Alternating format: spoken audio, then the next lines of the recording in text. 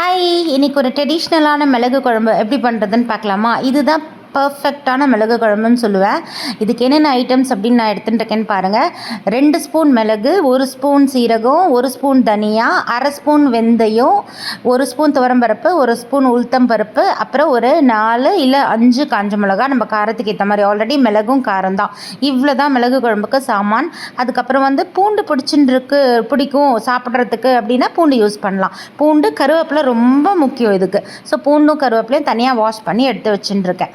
அவ்வளோதான். இப்போ இது ரெண்டும் ரெடி பண்ணிட்டோம் அப்படின்னாலே குழம்பு ஈஸியாக சட்டுன்னு பண்ணிடலாம். இந்த குழம்பு பண்ணி நம்ம ஃப்ரிட்ஜில் வச்சுட்டோம் அப்படின்னா 1 வீக் வரைக்கும் கெட்டே போகாது. அப்படியே திக்காக இருக்கும். அழகாக எடுத்து கொஞ்சம் கொஞ்சமாக சாப்பிட்டுட்டே இருக்கலாம். வாண்டியில், இது இரும்பு வாண்டியில் தான் பண்ணணும். ஏன்னா நல்லா கொதிக்க விடணும். ஸோ எண்ணெய் நல்லா கொஞ்சமாக நல்லெண்ணெய் விட்டு எல்லா சாமானையும் ஒன்றா போட்டு வறுக்கிறேன். இல்லை தனித்தனியாக வறுத்துக்கணும் அப்படின்னாலும் தனியாகவும் வறுத்துக்கலாம். ஆனால் நான் எல்லாத்தையும் ஒன்றாவே வறுத்துட்டேன்.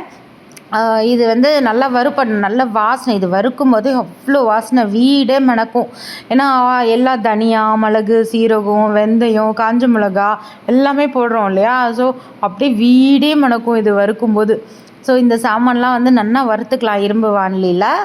இது நல்லா வறுத்துன்னு இருக்கும்போதே இந்த மீன்வேல் நம்ம இந்த சைடில் பூண்டும் கருவேப்பிலையும் உரித்து வச்சுட்டுருக்கோம்ல, அதை தனியாக வதக்கி அரைச்சிட்டாலும் சரி, இதோடையே சேர்த்து வதக்கி அரைச்சிட்டாலும் சரி.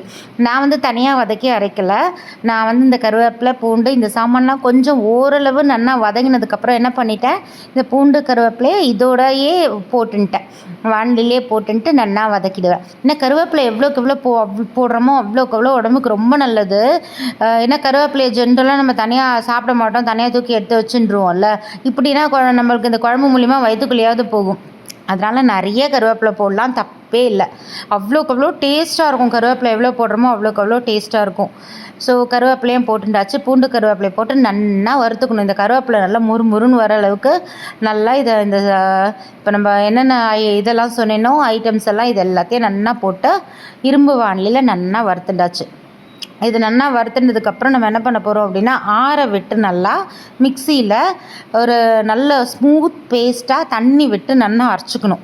அதுதான் ரொம்ப இம்பார்ட்டன்ட். நல்லா அரைச்சிட்டோன்னா அவ்வளோதான், அந்த குழம்போட பேஸ் முடிஞ்சு போச்சு. மிளகு குழம்புல கண்டிப்பாக இந்த வெங்காயம்லாம் போடக்கூடாது. இந்த வெங்காயம், தக்காளி, நான் நிறைய வீடியோஸ் பார்த்துட்டுருக்கேன். இப்போது மிளகு குழம்புன்னு சொல்லிட்டு அதில் வெங்காயத்தை போடுறாங்க, தக்காளியை போடுறாங்க. அதெல்லாம் எதுவுமே வேண்டாம். பூண்டு கூட கிடையாது ஆக்சுவலி ஒரிஜினல் ரெசிப்பியில். வேணும் இப்போல்லாம் தான் அந்த பூண்டு உடம்புக்கு நல்லது அப்படிங்கிறதுனால நம்ம பூண்டு ஆட் பண்ணுறோம். ஸோ இதை நல்லா நம்ம ஆட் பண்ணிட்டோம். நல்லா ஆட் பண்ணி நல்லா வறுத்துட்டுருக்கோம். இதை இப்படி பண்ணி பாருங்களேன். இந்த டேஸ்ட்டில் மிளகு குழம்பு பண்ணால் அவ்வளோ நல்லாயிருக்கும் வாய்க்கு. அவ்வளோதான். எல்லாம் மிக்சியில் போட்டுன்ட்டேன். புளி ஊற வச்சுருக்கேன். தேவையான அளவு புளியும் ஊற வச்சுட்டுருக்கேன். இப்போ மிக்சி ஜாரில் இருக்கிறத நம்ம அப்படியே அரைச்சிக்க போகிறோம். இது காஞ்ச மிளகாய் மட்டும் காம்பு கிள்ளிட்டு அரைச்சிட்டுருக்கேன். ஸோ இது நல்லா ஸ்மூத் பேஸ்ட்டாக அரைச்சின்னு வந்தாச்சு. அப்புறம் தாளிக்கிறதுக்கு கொஞ்சம் பூண்டும் கருவேப்பிலையும் எடுத்து வச்சுட்டுருக்கேன். ஏன்னா அதுவும் நல்லாயிருக்கும். அப்புறம் புளி எடுத்து வச்சுட்டுருக்கேன். தாளிக்கிறதுக்கு 1 ஸ்பூன் கடுகு, 1 ஸ்பூன் சீரகம், கொஞ்சோண்டு வெந்தயம், பெருங்காயம் இதெல்லாம் எடுத்து வச்சுட்டுருக்கேன். இதுக்கு கொஞ்சம் எண்ணெய் நிறைய தான் தேவைப்படும். ஏன்னா ஒரு வாரம் 10 நாள் நம்ம இதை ஃப்ரிட்ஜில் வச்சுக்க போகிறோம் அப்படின்னா அந்த எண்ணெய் எவ்வளோக்கு எவ்வளோ நிறைய விடுறோமோ அவ்வளோக்கு அவ்வளோ நல்லாயிருக்கும். ஸோ நல்லெண்ணெய் வச்சுருக்கேன் அடுப்பில். அது காஞ்சோடனே கடுகு, சீரகம், வெந்தயம் போட்டுன்ட்டு அது நல்லா பொரியட்டும். அது பொரிஞ்ச உடனே நம்ம இங்கே வச்சுட்டுருக்கோம்ல தாளிக்கிறதுக்காக பூண்டும் கருவேப்பிலையும் வச்சுட்டுருக்கோம். அந்த பூண்டும் கருவேப்பிலையும் இந்த எண்ணெயில் போட்டு நல்லா வதக்கிக்கணும். இதோ நல்லா பொரிஞ்சிடுத்து கடுகு. அவ்வளோதான். இந்த பூண்டு கருவேப்பிலை அப்படியே நான் போட்டுட்டேன். பூண்டு எவ்வளோக்கு எவ்வளோ சீக்கிரமோ அவ்வளோக்கு எவ்வளோ நல்லாயிருக்கும். எனக்கு ரொம்ப பூண்டு ஃப்ளேவர் ரொம்ப பிடிக்கும். அதனால் நான் நிறைய சேர்த்துட்டுருக்கேன். ஒருவர் அந்த குழம்புலேருந்து அந்த பூண்டு சாப்பிடும்போது அவ்வளோ நல்லாயிருக்கும். அதில் ஊறி போய் அந்த புளி தண்ணியில் அந்த மசாலாவில் ஊறி போய் அந்த பூண்டு அவ்வளோ அருமையாக இருக்கும் வாயில் சாப்பிடும்போது. ஸோ அது எண்ணெயில் நல்லா வதக்கிக்கலாம். இது நல்லா வதங்கட்டும்.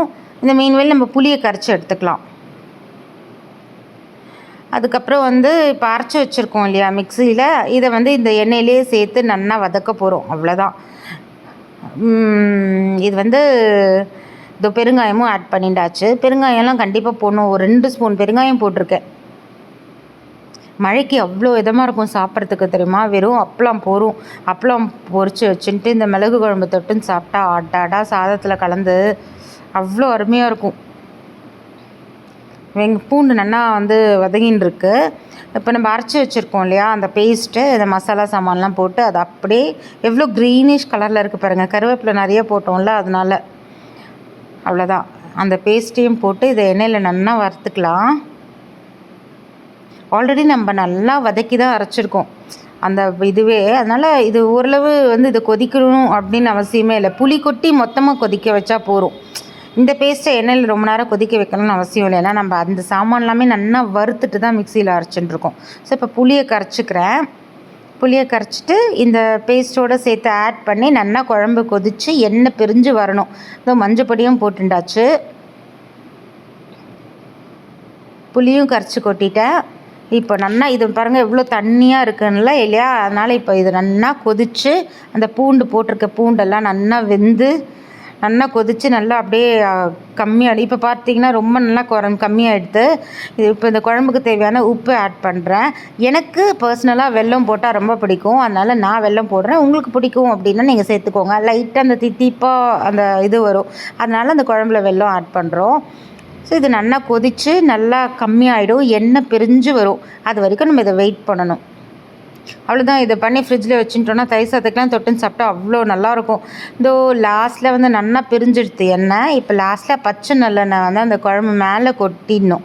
அதுதான் வந்து வாசனையே ஆக்சுவலி. அவ்வளோதான். கொட்டிட்டு இதை மூடி வச்சுட்டு கொஞ்சம் நேரம் பொறுத்து திறந்து சாப்பிட்டா சொர்க்கமாக இருக்கும். பாய்.